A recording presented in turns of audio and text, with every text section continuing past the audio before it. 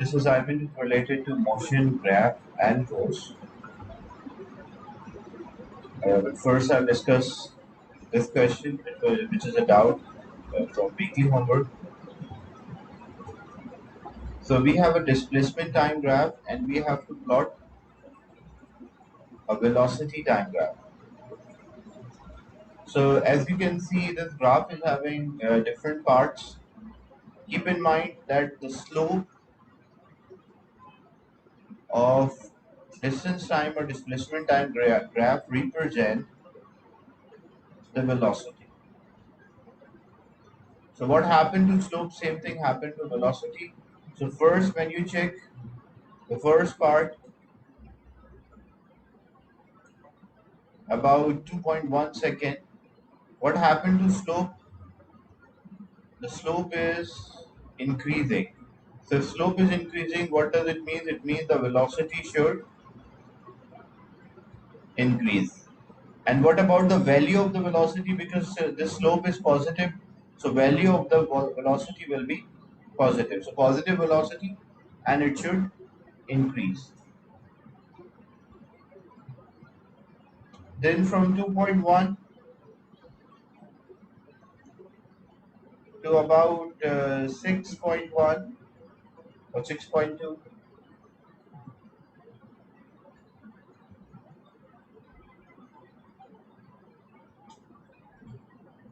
So what is happening from 2.1 to 6.2 seconds? The slope is constant. So if the slope is constant, it means the velocity should be constant. And what about the value of the velocity? It will be positive. Then, as you can see, from 6.2 to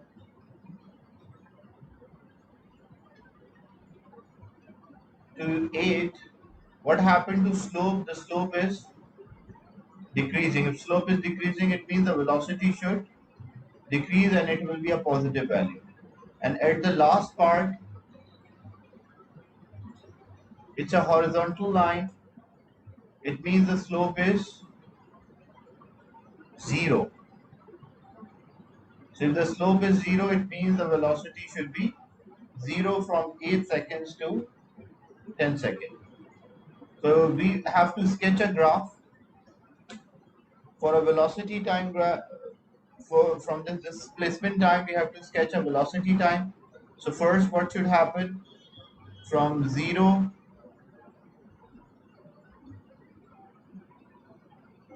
seconds to 2.1 second, what happened? Slope is increasing. It means the velocity should increase.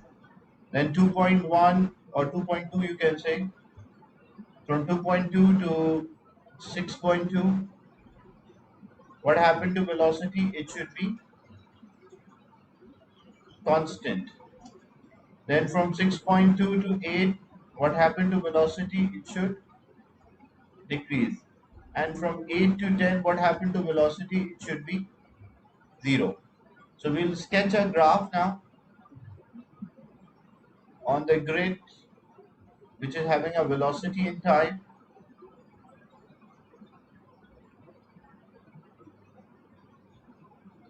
So first, the velocity should increase.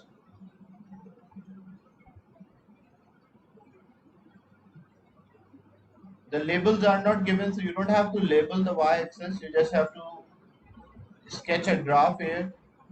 So velocity is increasing because on y-axis we have velocity. So how we represent a velocity is increasing, the first part. So from 0 second to 2.2, the velocity is increasing. Then from 2.2 to 6.2, the velocity is constant. Then from 6.2 to 8, the velocity is decreasing. And from 8 to 10, the velocity is 0. That is the shape of a graph, velocity time from a given displacement time graph. Is it clear, this part?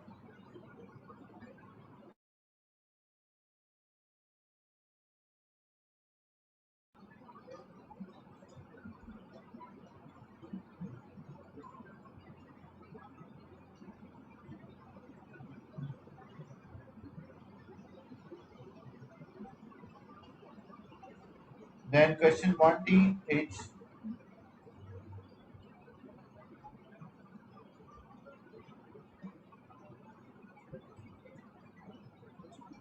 number 8.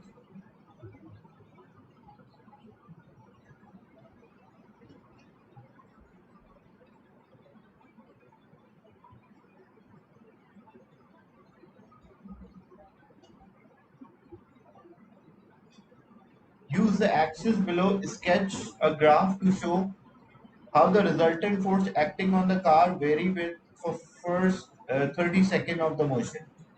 So keep in mind that we have the formula F is equals to ma. So we can say force and acceleration are directly proportional. So basically, what happened to force, same thing will happen to the acceleration, as they are directly proportional to each other.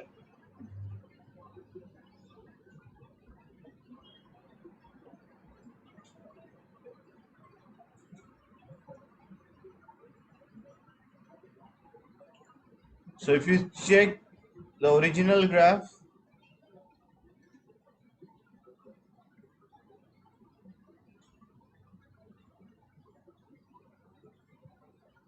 draw a graph against speed and time on the grid provided. So what happens? 16.5, then 22, then 24, 25, 26, and 26.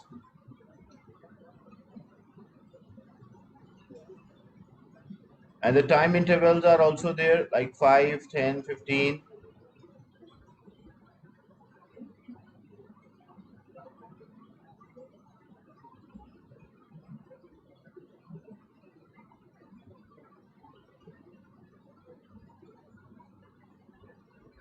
So when we complete this graph,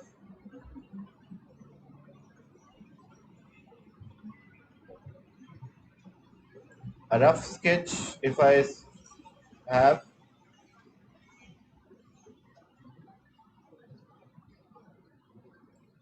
so this one is 5, 10, 15, 20, 25, and 30. And then you can have 10, 20,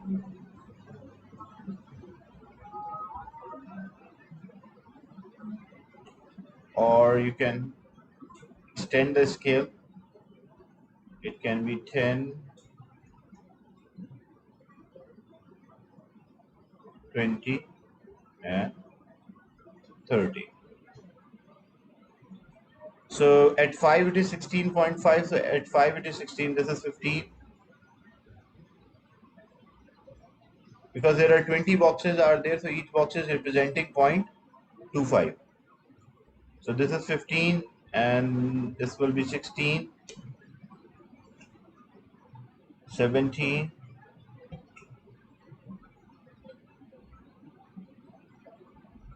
so if we label the axis, this will be 15,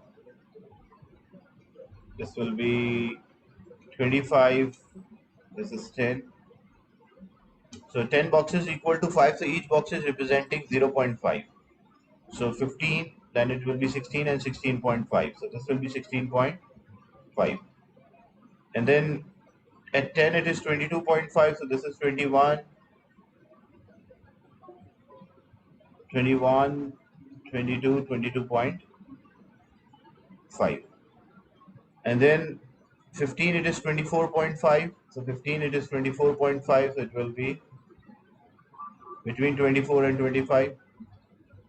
And then 25.5, at 20 it is 25.5, and at 25 it is 26,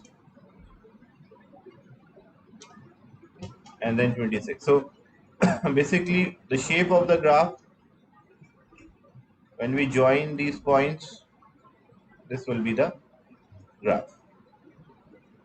So what is it's a speed time graph, and speed time graph, what's speed time or velocity time graph, what slope represent? The slope represent acceleration. So what happened to slope? Same thing happened to acceleration. So what is happening in the beginning? It is a constant slope till 5. So from 0 to 5, the slope is constant. So we can say acceleration is constant. And then from 5 to 25, slope is decreasing. So it means the acceleration is decreasing. And from 25 to 30, what happened to slope? The slope is 0. So it means the acceleration is 0. And as I mentioned, acceleration and resultant force are directly proportional. So what happened to acceleration? Same thing happened for the resultant force. So if you want to sketch a graph for a resultant force and time, so in the beginning for 5 seconds, the resultant force is constant. And then from 5 seconds to 25 seconds, the resultant force is decreasing. And from 25 to 30 seconds, the resultant force is 0. Because acceleration and resultant force are directly proportional. So what happened to acceleration? Same thing happened to the resultant force. Is it clear, this graph?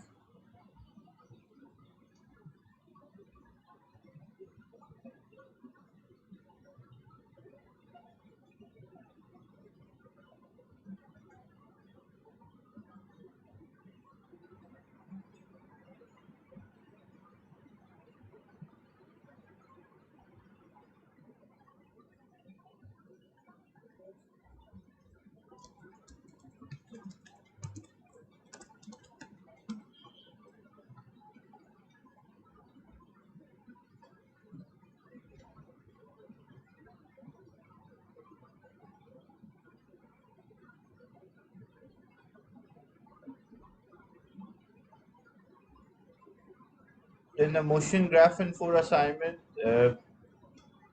yesterday we did first 12 question, now 12 onward from question 13.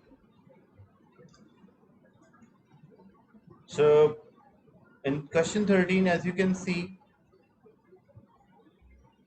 a man pulls a box towards him at a constant speed by pulling on a handle as shown. So according to the Newton's third law, forces always act in pairs. So as the man is applying force on the box will also apply force on the man. So the free body force diagram for the box is given, the forces which are acting on the box because the man is pulling it. The weight of the box is acting downward. The frictional force is there, which is opposing the motion, and the normal contact force is there, that is acting upward. And the force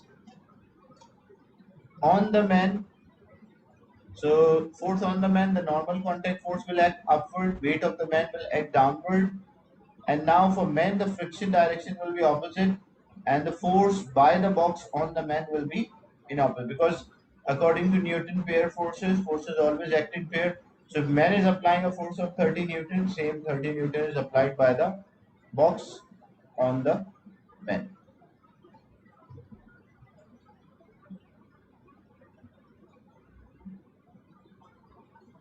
Identify the pair forces that have the same magnitude due to Newton third law. So which two will have the same? The pull of the man on the box will be same as pull of box on the man.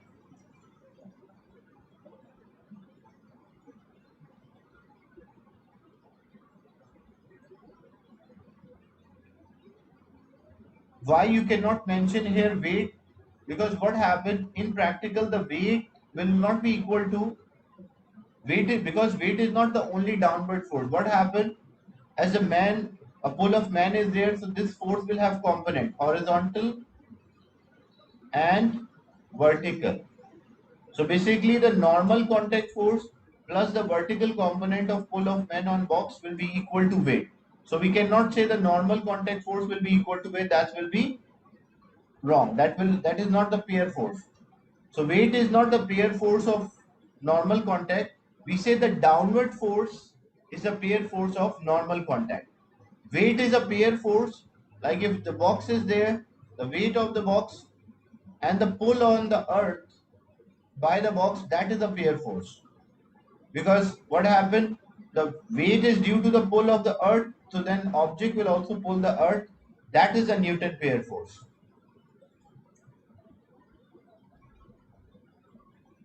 So the answer here, the pull of man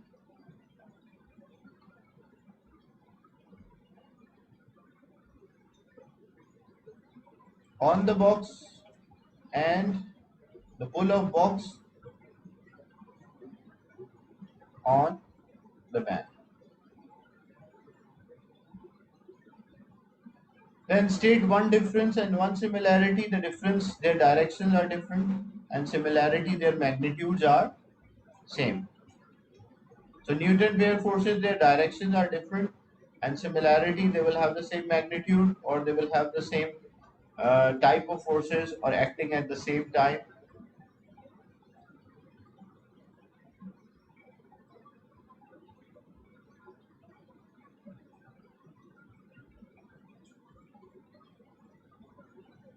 The angle between the pull of the man on the box and horizontal is 35. And the mass of the box is 85 kilogram. Show that the pull of the man on the box is about 400 Newton and the normal contact force is 620.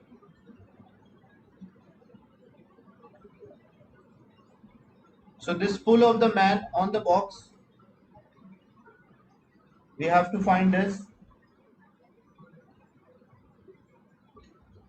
The weight of the box, what will be the weight of the box? Because mass is 85, so weight will be 85 multiplied by 9.8. That will be the weight of the box, 85 into 9.8. And the normal contact force, which is acting upward, 620 Newton. Then this pull of the man on the box is making angle, that is 35 degrees. So it will have the components. The component will be there, one with an angle, another one against the angle. So the component which is with an angle, that will be equal, if I say the pull of the man is F, so this will be F cos 35, and against the angle will be F sine 35. So F sine 35 is acting up, 620 is acting up, and weight is acting down. So when to solve this, as I mentioned, it is balanced, not moving. So we consider that it is an equilibrium. So the total upward force equal to downward force. So we can say the weight minus the normal contact force and F sine 35 both are acting upward. That is equals to 0 because there is no resultant here. So weight is mg. So it will be 85 multiplied by 9.81 minus the normal contact force is 620 plus F sine 35. That's 0. And we solve this to get the value of F. So it will come out as 373 Newton. After solving this equation, the force will be 373 Newton. Is it clear, this part?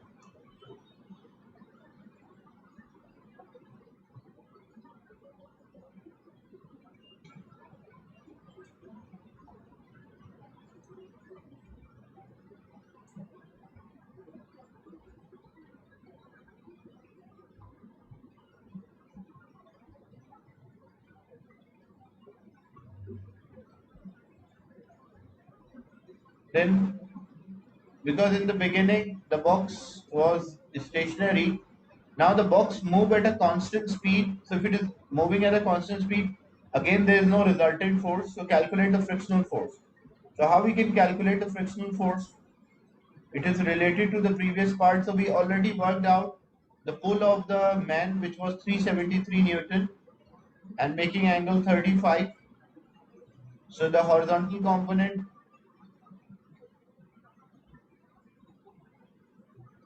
This is 373 Newton. So the horizontal component is cos theta and vertical is sine. So friction balances with horizontal component. So 373 cos 35 balances with the friction. As I mentioned, it is moving at a constant speed. When constant speed, it means the resultant force is 0. So we can say the friction will be equal to, friction I am denoting by small f, is equals to 373 cos 35.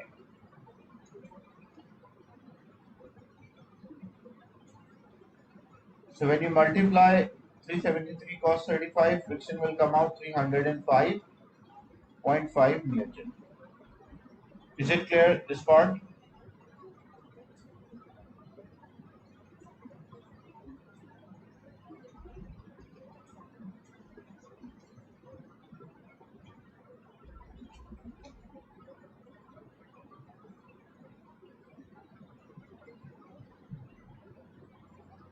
Then the next part, the man increases his pull.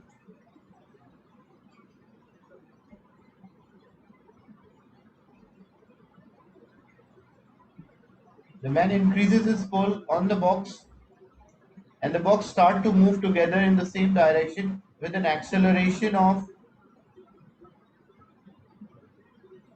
0.2 meter per second square. Calculate the frictional force between the ground and the man. The mass of the man is 90 kilogram.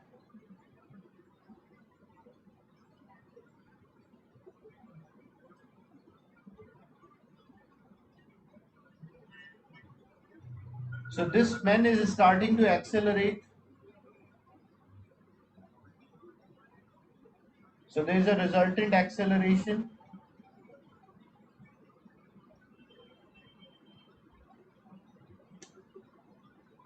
or it shows there is a resultant force as well.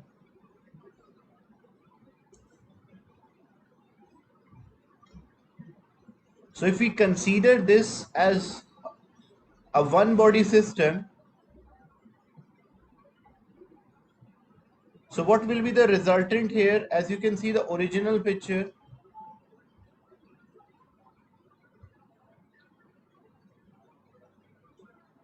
so two things are there. There's a friction force for the man, and there's a friction force for the box, and this box start to accelerate towards the man. So it means the frictional force of the man is greater than the frictional force for the box, and that created a resultant force. So if this is one object, the mass of the box is 85 and the mass of the man is 90, and this is one object, so we can say friction of the man minus the friction of the box, that will create a resultant force, and according to Newton's second law, resultant force is equals to ma. So friction of the man we don't know, friction of the box was 305.5 the previous. And what about the mass? Because we are taking the whole system here, so mass will be 85 plus 90, which is 175, and the acceleration of the system, the whole system is accelerating and acceleration is 0.2. So when we solve for the friction of the man, it will come out as 341 newtons. Is it clear, this example?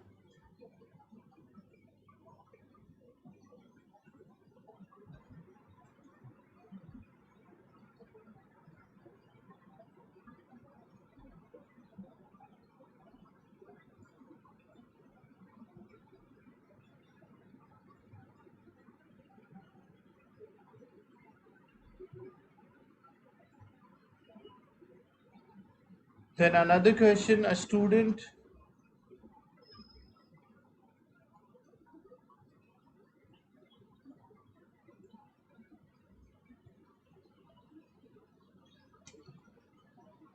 throw a ball vertically upward and catches in it at 4 seconds. So student catch the ball at after 4 seconds, The student graph is plotted for velocity and time. Using the graph, what is the acceleration? So how you can work out the acceleration? Acceleration is change in velocity divided by time, or you can work out the gradient. But it is a straight line, so you can simply use the formula. So what is the initial velocity? It is 15. The final velocity is minus 15. And what about the time interval? So time is equals to 4. So acceleration is change in velocity. So minus 15 minus and then 15 divided by time is 4. So minus 30 divided by 4, which is 7.5, negative 7.5 meter per second square.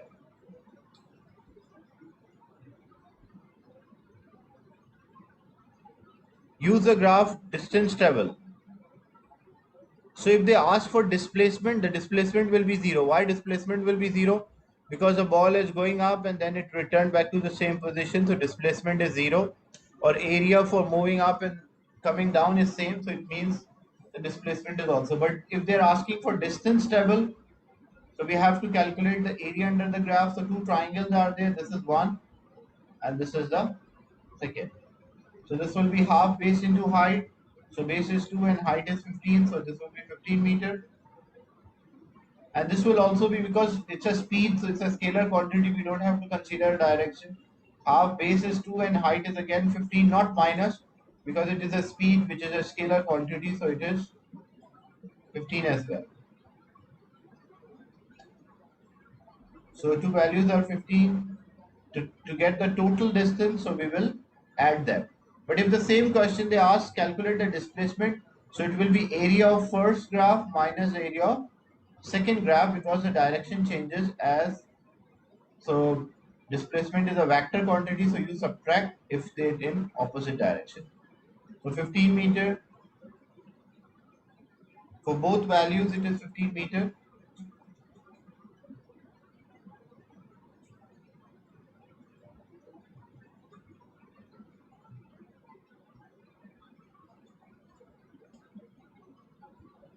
So the total distance will be 30 meters.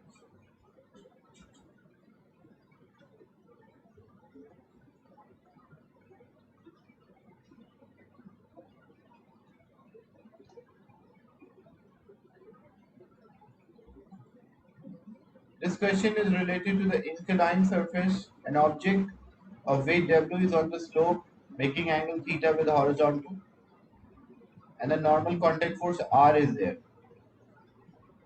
As the theta increases,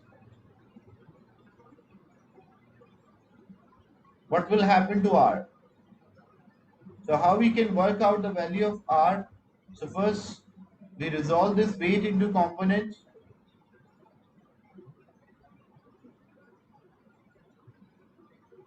Angle of the inclined surface is same as the angle of the weight with axis.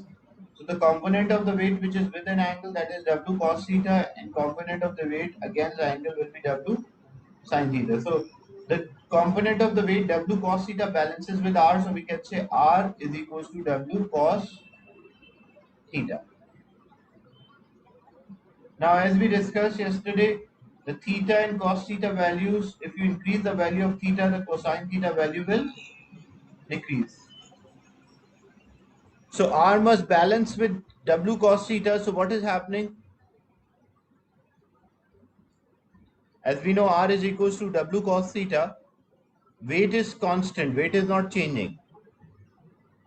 So if we are increasing the value of the theta, the cosine theta will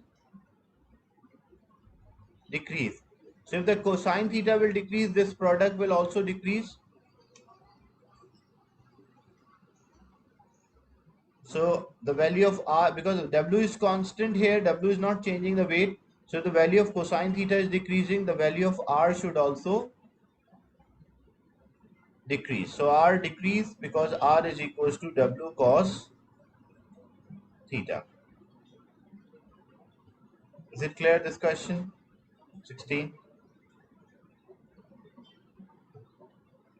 So A will be the right answer.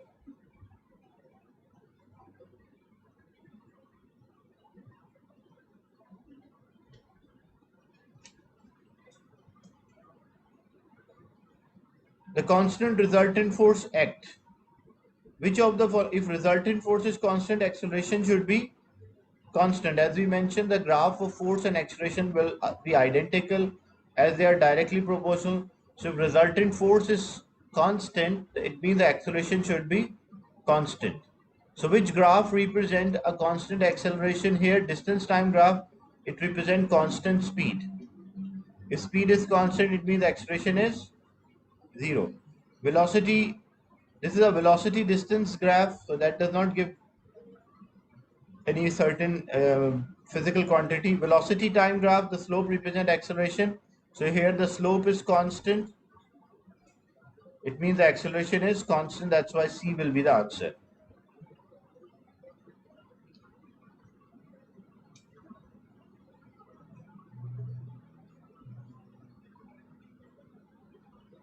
In question 18, a camera may be used to determine if a car is exceeding the speed limit.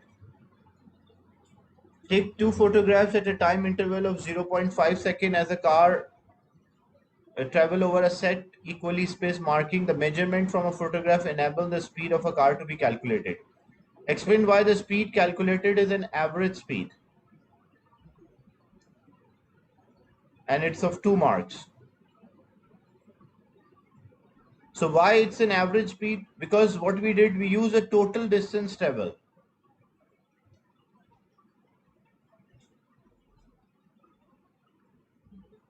So when we are using a total distance travel, because this is a direction of a travel and we are taking the total distance travel by the car from one place to another, that is why first thing, because the total distance is used. So if a total distance is used, maybe the speed of the car may vary from one position to another. So total distance is used and the speed of the car may vary between the starting point and the ending point. So that's why we say we are taking an average speed. It is not the actual speed of this car.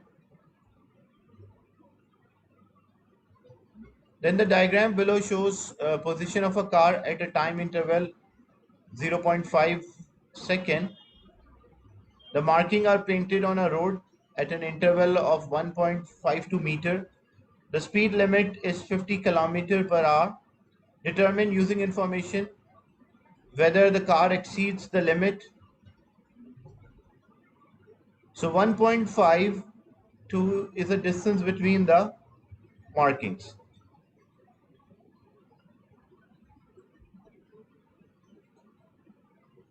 And the time interval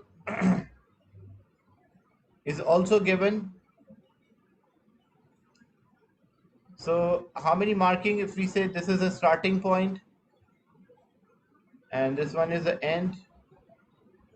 So 1, 2, 3 and 4, or a bit more than 4. It's not exactly, because here it is at 2, second marking, but here it is a bit more than 2. So you can use your estimation. So this is 2.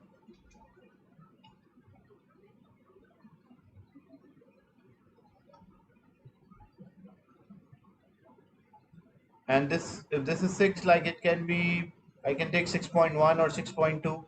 So from 2 to 6.2, how many markings is covered? It covered 4.2 markings. And the distance between each marking is 1.52. So 4.2 multiplied by 1.52, that will give us the distance traveled by this car, which is 6.38 meters. Then we need a speed. Speed is distance divided by time.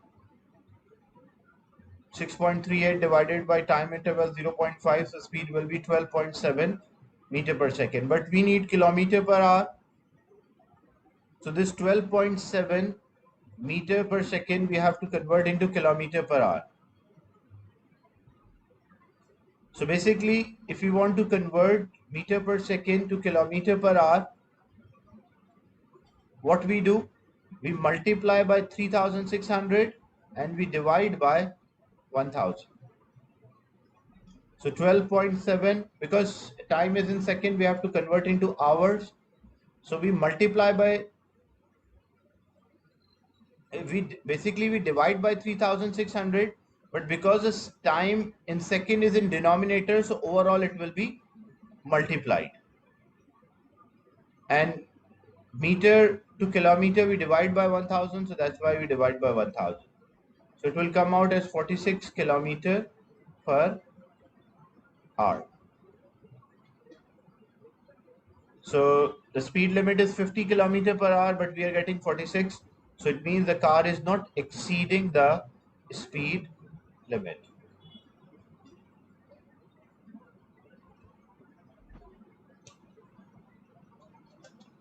Then this is related to scale diagram.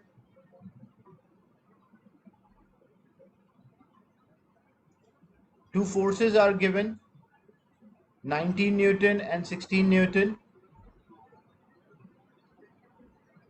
making angle, the angle between them, because you can either, there are two ways to do this question.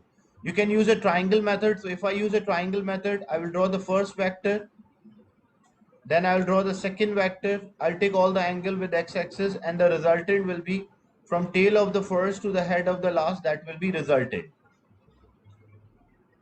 And we have to always scale these questions. Like Newton is not a scale here, so it's up to you what scale you want to select. Like example, you select 4 Newton is 1 centimeter, so 16 Newton will be 4 centimeter, and 19 Newton will be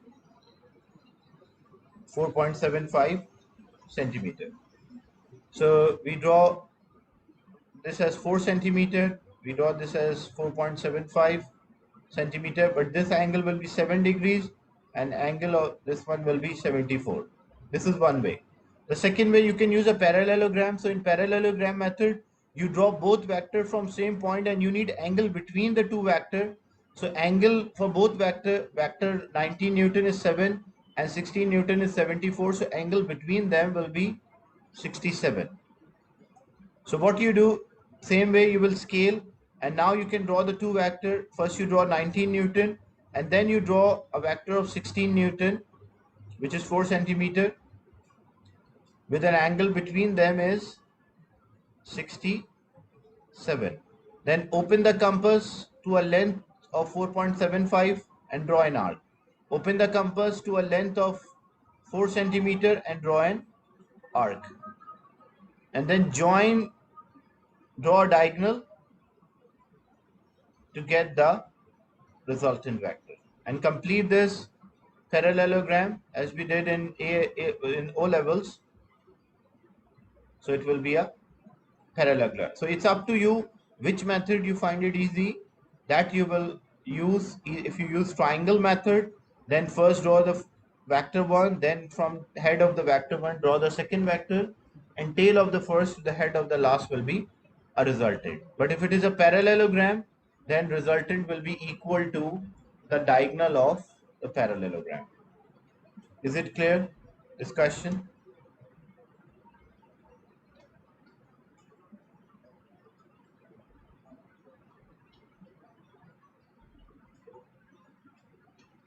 So this is exercise related to motion graphs and forces.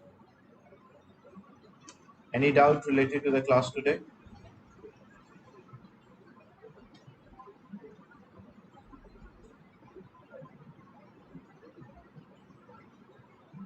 Okay, so I'll end the session, share this recording with the weekly homework, so you can also solve this.